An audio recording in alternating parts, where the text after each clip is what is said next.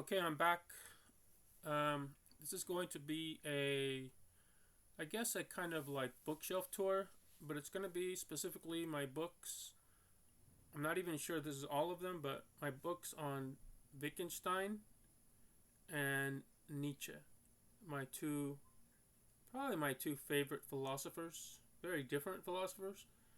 Um, anyway, I like I said, I'm not sure these are all of my books, but it's my best guess that it is. But I'm sure there's some stragglers. All right, so let's get into it. First book here, right? This is an introduction to Wittgenstein. Um, this is by who's this by? John Heaton and Judy Groves. Um, it's not a very rigorous. Oh, it's not supposed to be very deep, so it's just an intro. And it's kind of like this kind of style.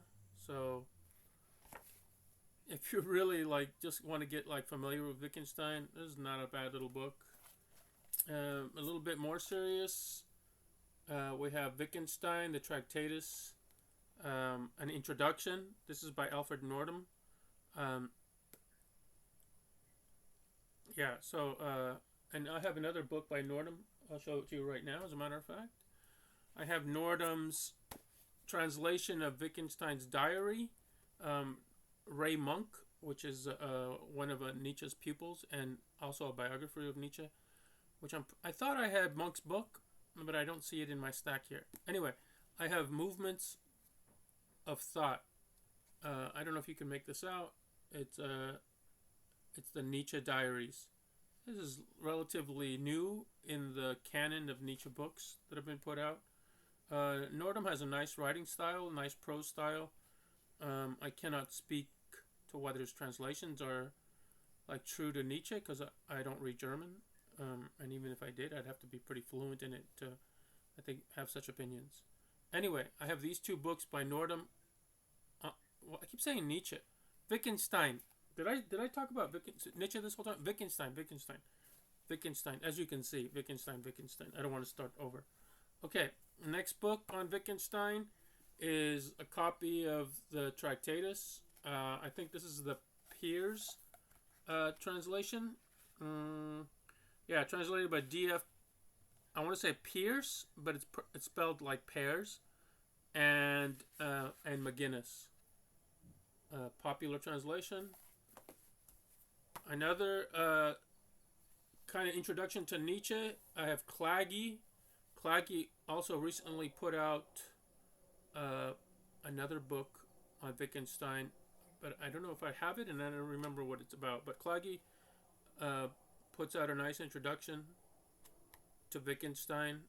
Thin book. Okay. Kind of Wittgenstein. So, well, yes, this is about, it has to do with Wittgenstein. Wittgenstein on Rules and Interpretation.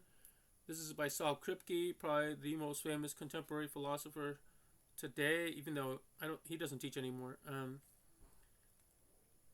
But people call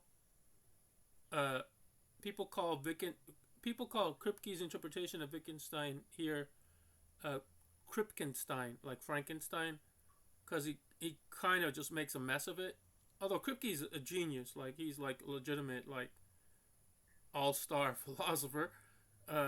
Yeah, his interpretation of what he does with Wittgenstein doesn't seem like to be true to what Wittgenstein was saying, but what he does is ingenious nevertheless. So important stuff. Kripke. More on the Tractatus, right? Tractatus is Wittgenstein's two most famous works are the Tractatus Philosophicus, Logico Philosophicus, and then the other one is the Philosophical Investigations. This is the first one. This is when he thought he had solved all the problems of philosophy. He basically thought they were a problem of language. But it's an excellent treatise on logic. It's probably, yeah, it's, I think, recognized as one of the two best treatises in the 20th century on logic.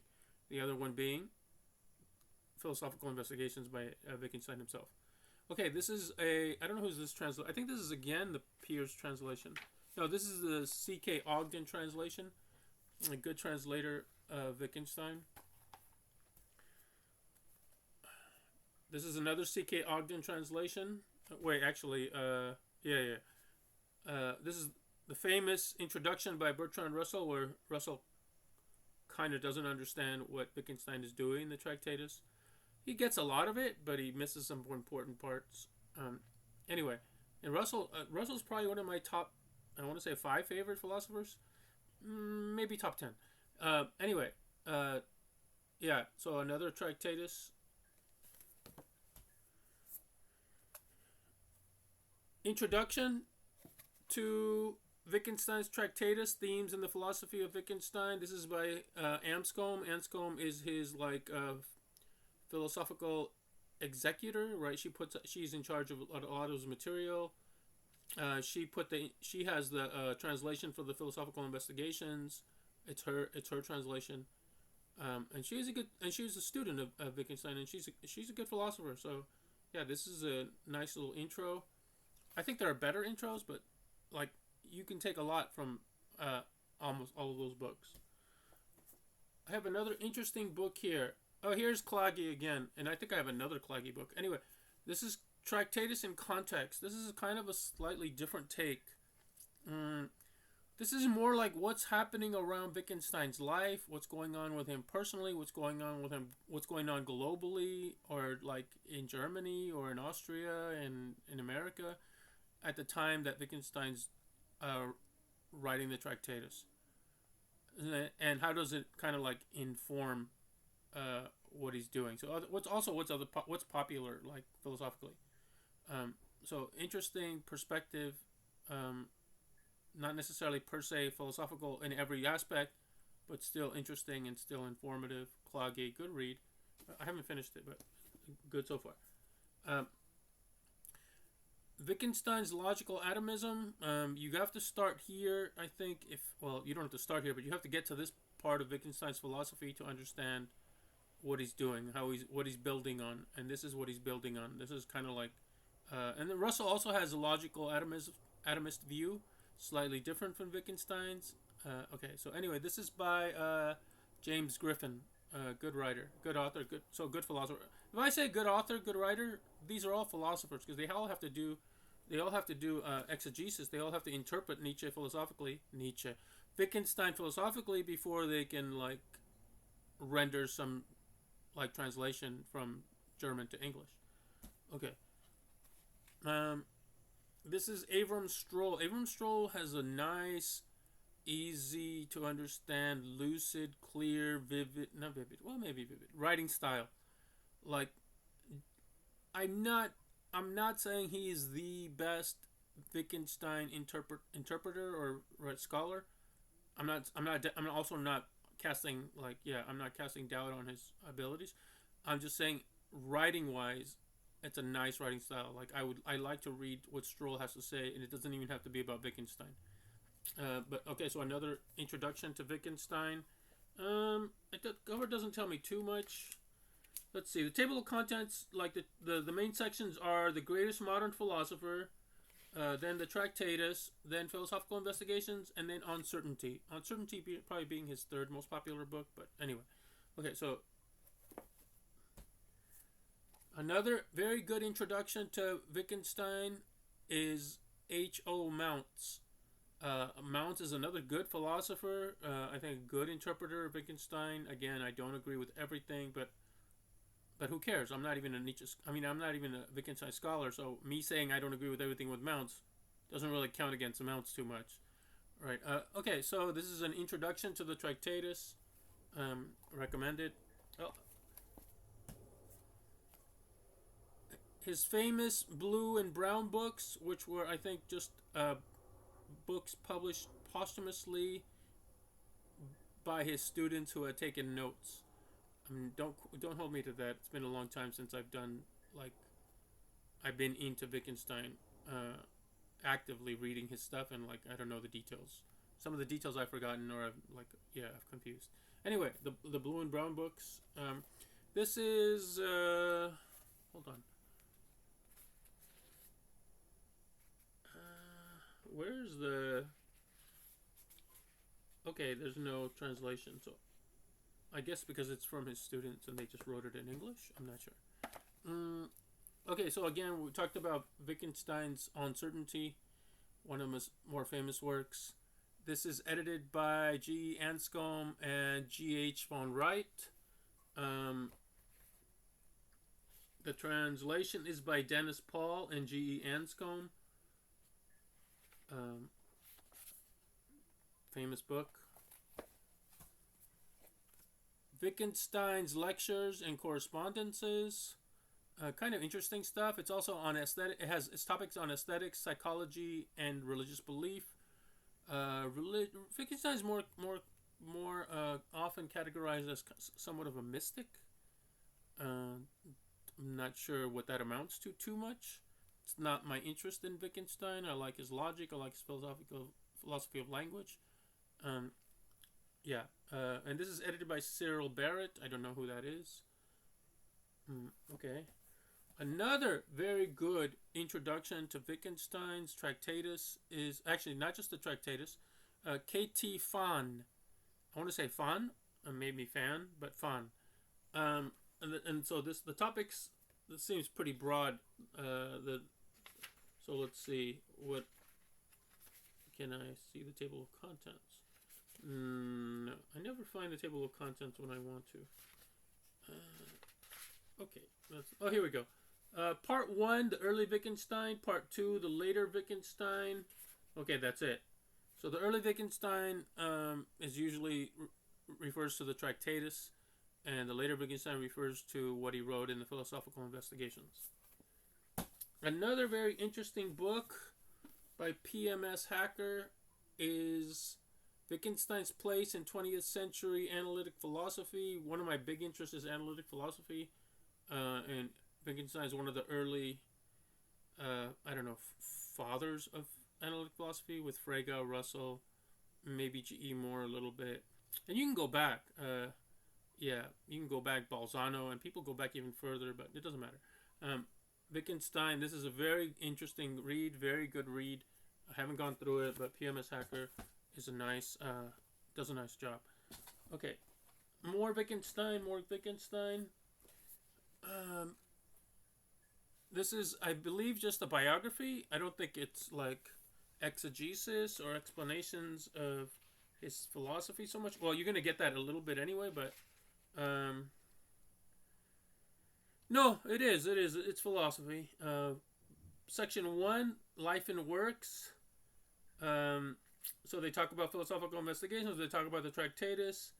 Then section 2 is the Tractatus, Language and Logic. Section 3, the Tractatus, Reality and the Limits of Language. Section 4, from the Tractatus to the Philosophical Investigation. So what would happen to the transition? Section 5, the later philosophy, intentionality and rule following. This is part of the Tractatus mostly. Section 6, the later philosophy, mind and psychology. I'm not that into that stuff. And then 7, knowledge and certainty. Sorry, not and 7. 7, and then 8, finally, religion and anthropology. And again, that's not my interest so far when it comes to Wittgenstein. Sorry, there is a section 9, legacy and influence. Okay, that's just like a summation of, his consequence, ramifications, effect, something like that in philosophy and society. Okay, then I have, of course, the Philosophical Investigations. Like I said, this is translated by G.E. Anscombe. This is the reissued German-English edition. So it has German on the left and English on the right. And I also have the 50th hardcover anniversary edition. And this is just... Oh, this is the same. German on the left and English on the right. So, those are my Wittgenstein books. Something tells me I have more, because this does not look like a big enough pile. Okay, that's it. Now, so Wittgenstein, logician, analytic philosophy, does philosophy of language, does a little bit of epistemology, does a little bit of metaphysics, but mostly logic, philosophy of language stuff. So he's kind of like hardcore, we call analytic philosophy. Now we move to Nietzsche, which was my first passion in philosophy. It got me into philosophy. Little did I know that I would never study Nietzsche in college, because I went to analytic department. Okay, so let's get into my Nietzsche stuff. It's kind of be out of order. Okay, so here we go. I recently picked this book up. This is I'm never sure how to pronounce this. Exe homo, like this is the man. This is like the famous words by Pontius Pilate when he turned Jesus over to the crowd. And so here's the man that you're asking for. This is the man, Exe homo. This is his biography. This is a Oxford World Classic series. Duncan Large is the translator. Okay, so that's that. Another Oxford World Classic series. This is on the genealogy of morals. This is by Duncan Smith. Recently picked this up. Okay. Two more recent pickups. This is from the Penguin Classic series. This is Beyond Good and Evil, which goes together with the genealogy of morals. Nietzsche says these two books should be read, together in conjunction with each other. They inform each other. And this is the R.J. Hollingdale. R.J. Hollingdale is a very good translator of Nietzsche. Has a very good reputation. Another R.J. Hollingdale from the Penguin Classic series. This is Thus Spoke Zarathustra. Perhaps Nietzsche's most famous work. Okay. Anyway, this is a little bit different style than his other one. This is less aphoristic than his other books. This is more like just like a novel almost. Okay. But you really can't understand Nietzsche until you do a bunch of Nietzsche readings. Not readings, but books. You got to read The Birth of Tragedy. You got to read Twilight of the Idols. You got to read The Gay Science. You got to read Daybreak. You got to read Untimely Meditations. You got to read Genealogy of Morals. You got to read Beyond Good and Evil. You got to read Thus Spoke Zarathustra. Then you get an understanding of what some of the aphorisms you encounter mean. Because if you're just cherry picking one or two aphorisms, and they could be related, you still really won't get a good you still won't get a very good understanding of what he's saying. That's just the nature of reading Nietzsche.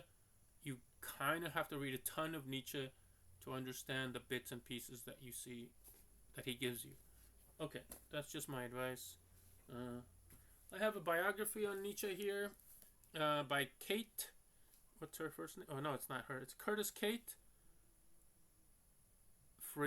Friedrich Nietzsche. Okay. Friedrich.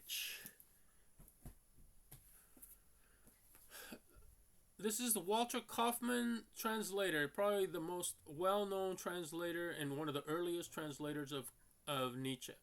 I like Kaufmann. He gets criticized a little bit for not completely understanding Nietzsche or giving us an interpretation of Nietzsche that's not true to Nietzsche's philosophy. But for the most part, Kaufmann, I think, gets it right. And he gives you a nice style. His translations are excellent. They're a pleasure to read. And Nietzsche is known to be a master of German prose or German language. And Kaufmann kind of gives you that feeling. You understand why this guy was such an amazing writer.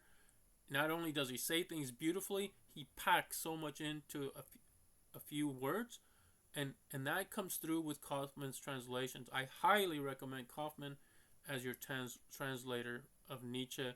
Hollingdale, also very good. So this is one of my earliest books. This portable Nietzsche reader has a few books inside of it. It's been a long time. It's been I want to say 30 years since I've had this book, maybe longer. And since I've gone through this particular book, again, I can never find the table of contents when I want it. Okay, I won't bother. I have this book. Nietzsche's his most famous work. This was published posthumously. The Will to Power. It's not his finished work. It's not these are my views and I stand by these views. So a lot of it was culled from his notes. Well, maybe all of it was culled from his notes, and some of the ideas weren't seen to like their logical end in his mind. And so what you're getting here is not necessarily as Nietzsche would have wanted you to understand him. But it's not like dummies are putting this together. Scholars put this together and they make choices, interpretive choices, and just like select which things to put in here because it kind of jives with everything else that he said, right? So, okay. So this is The Will to Power. This is translated by Kaufman and Hollingdale. Excellent, excellent. Edited by Walter Kaufman. Okay, so this is what I would read this like only after I've read like maybe 4 or 5 other of his books. I would not jump to this. If you jump to this, I think you're just going to be lost. Okay. There was a big trend, or maybe it's still going on, where a lot of analytic philosophers are tackling some of Nietzsche's writing, some of Nietzsche's themes, some of Nietzsche's philosophy. And so Lester Hunt is pretty much an analytic philosopher, I do believe. Nietzsche and the Origin of Virtue. So just this topic, and so we have a whole book on just this topic. Yeah, and so interesting stuff. I have this book. Okay, so this is from the is this the Stanford series? Let me just show it to you first. I think this is the Stanford series of books that's been kind of recently put out. Edited by Bernd Magnus, University of California, Riverside. Stanford University Press. Yeah, so Stanford University Press put out a series. A lot of publishers have a very good series on Nietzsche's works. Penguin Classics has a good series. The Cambridge Text in the History of Philosophy has a good series. Oxford World Classics has a good series. And now the Stanford University Press has a good series. So this is Human All Too Human. This is the 3rd book in the series. This is book 1. So there's a book 2, and I believe I have it. But again, I'm not in order here, so it'll come up in a second somewhere. Okay, next book. Here's one from the Cambridge text of the History of Philosophy series, The Gay Science. This is a translation by, I think this is Josephine Knockoff. I'm pretty sure. Well, I'm not pretty sure. I don't know if you can read her name. Can you read her name? Knockoff. Maybe it's like knockoff, but it sounds better knockoff. Okay, so The Gay Science. Oh, and the poems are translated by Adrian Del Caro. I am not a fan of Del Caro's translations of the poems. All right, the beginning part, the what are they called? Yeah, the prelude in German rhymes section. I like Kaufman's translations better. Again, I'm not making an exegesis judgment here. I'm not saying Kaufman's more true to heart what Nietzsche is doing in those poems. I'm saying aesthetically wise, poetically wise, Kaufman's translation is better. And the meaning comes, and there's a meaning that comes through. It's slightly different because of the word choices that they each make. But poetically, the Kaufman translations are better. Like, the poems just sound better. They just sound better. Okay. But Caro, I think, is a very well-respected translator of Nietzsche. So it's not like, yeah. Okay, so, but Josephine Knockoff's interpretation on The Gay Science, her part, which is the major part, is good. Like, I haven't gone all through all of it, but I've read enough to like, yeah, I like the way she's translating Nietzsche. Okay. I have this book. This is Jenseits Von Gut und Böse. Yeah, I can't speak German at all. The Philosophy der Zukunft von Friedrich Nietzsche. Okay, I have no idea. This is Beyond Good and Evil. This is the German and English parallel. So I have Beyond Good and Evil in German and English. Right. Nice. Okay. At one point, I thought I would learn German because I was really thinking I was going to be a Nietzsche scholar, but yeah, that dream ended quickly. Okay, not because German is hard, just because I do analytic philosophy. I'm not going to spend my life doing Nietzsche, even though I love reading Nietzsche personally. But anyway, philosophy is just not for me, and not as a career. As a hobby, I love it. Okay, reading Nietzsche, an analysis of Beyond Good and Evil. So now we get an analysis, so we get a little help here trying to understand by Douglas Burnham. Again, analytic philosophers taking on some of Nietzsche's themes, and yeah, there was a whole. I forget when this was happening more, but it still happens, I guess. Okay, somewhat related Nietzsche. Wait, yeah. So Nietzsche, Genealogy and Morality. This is by Richard Schacht. Schacht, famous essays on Nietzsche on the genealogy of morals, right? And on Beyond Good and Evil, right? So these go together. These help you understand those two books that are going together. So I have this book. Excellent. What? Very interesting take. Very interesting. I came upon this late after I'd done a bunch of Nietzsche reading. And this is by Stanley Rosen.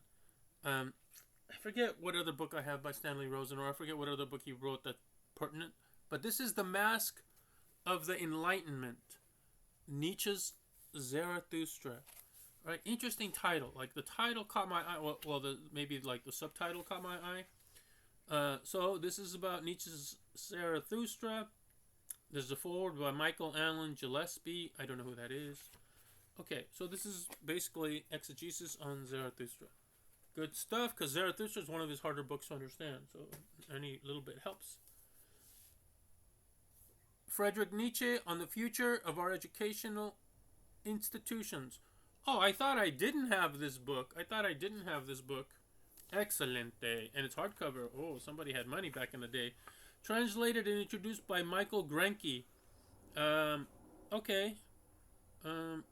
Yeah, good stuff.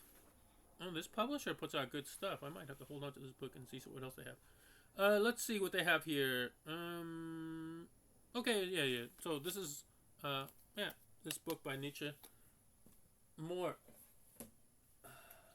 So my earliest books on Nietzsche, this is The Birth of Tragedy. I think it's his first published book. And The Case of Wagner. And then there's also Nietzsche contra Wagner, which I don't know if it's in here. It's not in here. I think it's in the portable Nietzsche reader. So this has translator's introduction, The Birth of Tragedy, then The Case of Wagner. Then we have From Nietzsche's Correspondence about the Case of Wagner. Okay, so that's it. So I have The Birth of Tragedy and The Case of Wagner. Walter Kaufmann, excellent read. Good translator.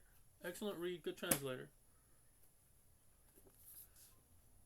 Philosophical Writings, Friedrich Nietzsche. These are selected. So this is edited by Reinhold Grimm and Caroline Molina y Vedia. She must be Spanish. Okay, so let's see. Part 1 on tragedy. Part 2 on truth. Part 3, aphorisms, essays, notes. So they take stuff from the Untimely Meditations. They take some from the use and disadvantage of history for life. They take excerpts from like Human All Too Human, The Gay Science, Beyond Good and Evil. So that's what they're doing. So they're taking themes and they pull from different books. So this is good stuff. Like I said, when you read Nietzsche, you have to read a lot of his books and then pick out a theme and then find those themes in all of those books.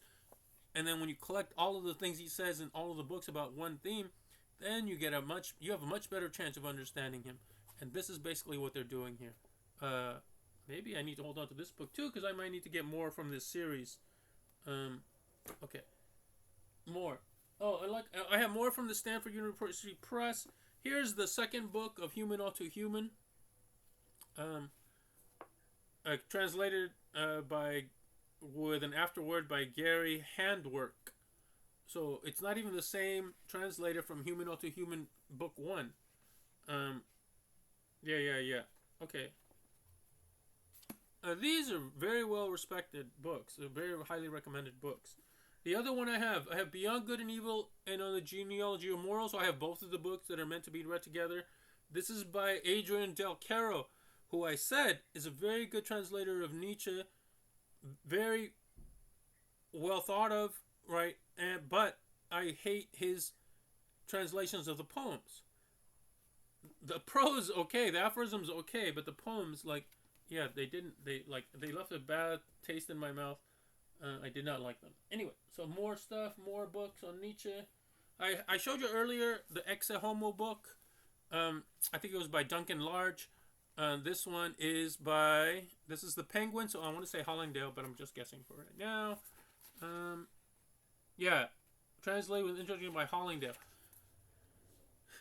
If you don't read German, if you're not fluent in German, and you're interested or somewhat serious, you don't have to be like a full-on Nietzsche scholar, but you're somewhat serious about getting Nietzsche right, it would behoove you to read 2 or 3 interpretations of Nietzsche, right, in English or whatever your language. Like, I have the Hollingdale translation, I have the Duncan Large translation, and for other books I have Hollingdale translation and the Kaufman translation, or I have the Tanner translation, the Kennedy translation, the Smith translation, the Schach translation, right? So maybe not translation, but anyway, so I have different authors because, yeah, sometimes, and you might just say, you know what, I like this guy better, but it doesn't mean he gets everything right, or it might not even mean that he translates everything to your liking. Like, there might be, like, if you've ever read poetry, like from a foreign poetry, and you get a translation, like for me, for example, I like C.V. Cavafy. He's a Greek poet, but I have like 3 or 4 different translations of the same book, and sometimes, like, I like the way one interpretation renders this poem, but I like the other interpretation of a different poem by a different interpreter. And sometimes I like the first stanza from this by this translator and the second stanza by this translator. So, like, yeah. And the same thing with kind of Nietzsche. And not just for style, but it will also give you, I think, more insight into what he's trying to say. Walter Kaufmann, excellent. The Gay Science with a prelude in rhymes. I wonder if I can I dig up the Exe Homo? I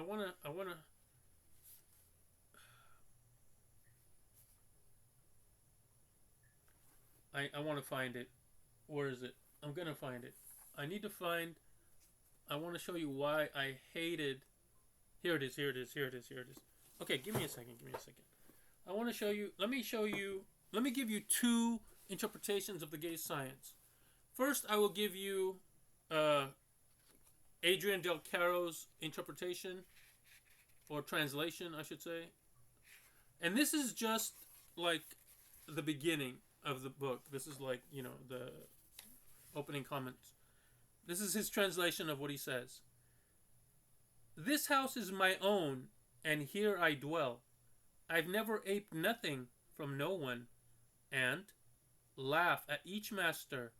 Mark me well, who had himself has not poked fun over my front door. That's over his front door. Okay, that's Del Caro. Now here's Kaufman. The same translation. I live in my own place, have never copied nobody, even half. And at any master who lacks the grace to laugh at himself, I laugh. Over the door to my house. That's just better. Okay, let's read the first prelude, or let's read the first rhyme by Del Caro. This is the first one. It's called Invitation. Number 1. Dare to taste my fare, dear diner. Come tomorrow, it tastes finer, and day after, even good. If you still want more, I'll make it. From past inspiration take it, turning food for thought to food. Okay, that's Invitation. And now the Kaufman translation. Invitation. Take a chance and try my fare. It will grow on you, I swear. Soon it will taste good to you. If by then you should want more, all the things I've done before will inspire things quite new. You see that if you if you try to do philosophy on that, like, it's almost like they're saying different things, and they are, right? And they are like, now they're both referencing the same words by Nietzsche, but they're giving you different interpretations, and not only that, their translations are very different. Um, so unless you are judging them by the accuracy of the exegesis, then you have to judge them by aesthetically, and you have to judge them by what seems to make more sense. And for my money, I'll take the Kaufman's translation over the Caro translation, over the Del Caro translation. Okay, let me read you the second one. It's called My Happiness, and that's it. And then I won't read anymore. I think my point's already made. You don't have to agree with it, but like, this is my opinion on this. So here's the second one. It's called My Happiness. Yeah. So they both interpret it as My Happiness, by the way. And this is just 4 lines. Here's the Del Caro interpretation, or translation, I should say. Since I grew weary of the search, I taught myself to find instead. Since crosswinds caused my ship to lurch, I sail with all winds straight ahead. Okay, sounds pretty nice. Don't know what it means too much, but I kind of get it. You kind of get it. Next one. Kaufman's translation of My Happiness. Since I grew tired of the chase and search, I learned to find. And since the wind blows in my face, I sail with every wind.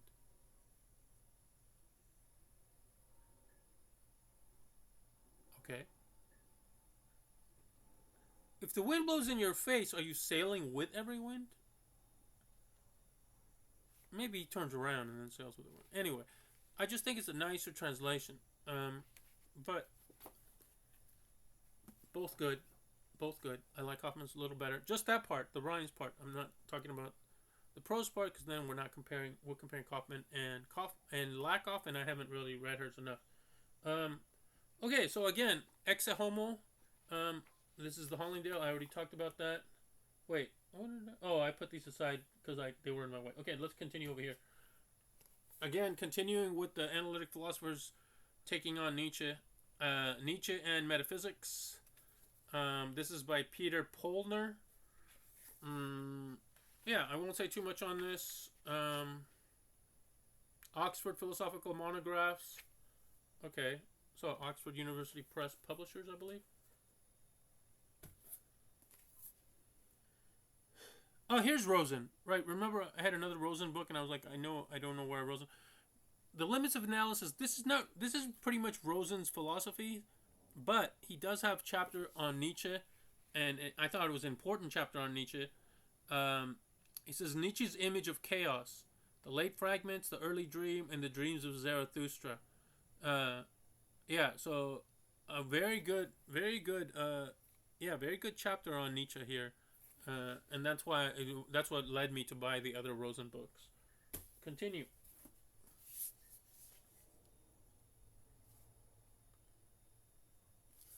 Heirs of Dionysus. Dionysus is like one of the Greek gods, and you really have to know Dionysus if you want to understand Nietzsche. It's like a major theme in his philosophy and his thought. A Nietzschean Current in Literary Modernism by John Burt Foster Jr.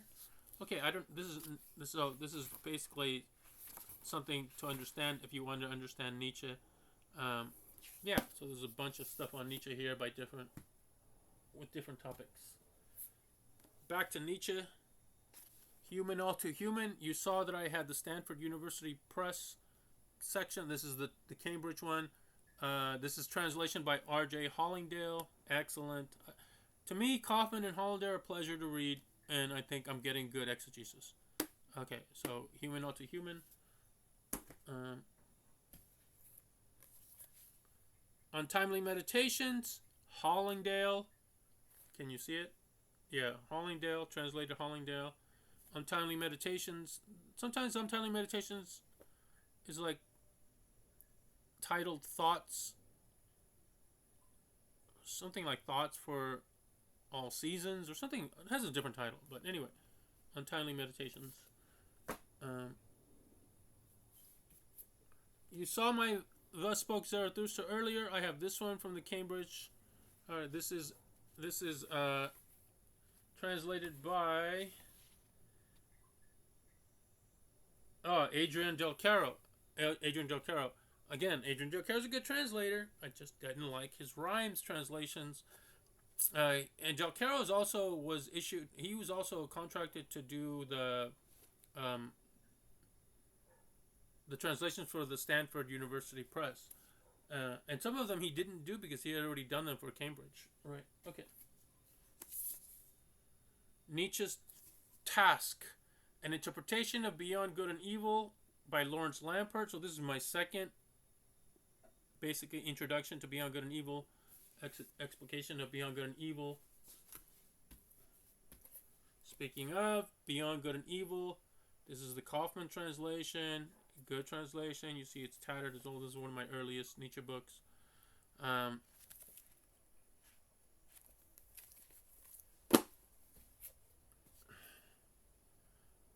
commentary on Nietzsche's Ex Homo. Thomas Steinbuck. Interesting. Very super interesting. Super enlightening. I learned a lot about Ex Homo from this little book. Beautiful, beautiful. I don't remember if I had a cover for this. It'd be a shame if I lost the cover. I still have a bookmark here somewhere. It needs to be gone because there's no sense in it. I'll never remember where I was.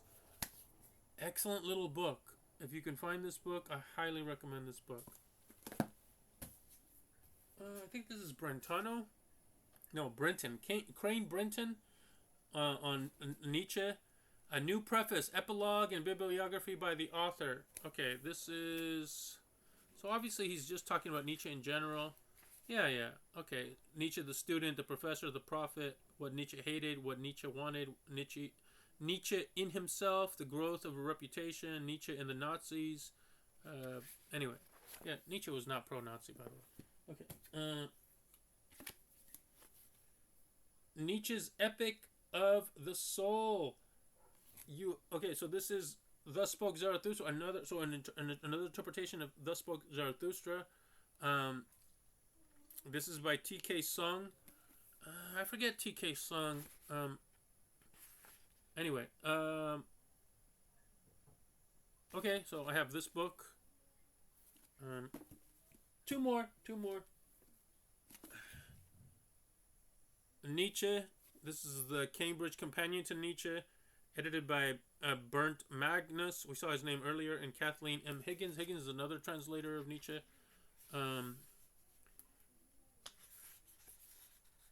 Yeah, she's at the University of Texas, I think, with that idiot Leiter. Okay, let's see. And Magnus is at Riverside. But these are just lots of topics on Nietzsche. So it's a companion to Nietzsche, right? So it's going to be talk about lots of themes on Nietzsche. And finally, the Cambridge text of Daybreak, right? Thoughts on the Prejudices of Morality. This is translated by Hollingdale, edited by Maud Marie Clark and the idiot Brian Leiter, University of Texas. Okay, Daybreak, excellent. So I have another translation of Daybreak. It never hurts to have a second or third translation. And finally, I have a little bit of a curio.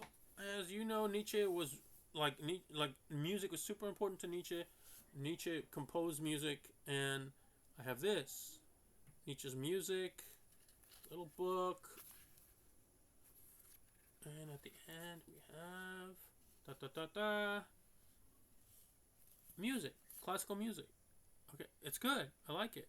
I'm no aficionado of music. I'm no connoisseur, expert, but I like classical music, and I like this CD. It's been a long time since I've actually listened to it. I need to listen to it again. Okay, that's it. Let's see if I have an interesting picture to leave you with here. Maybe his home.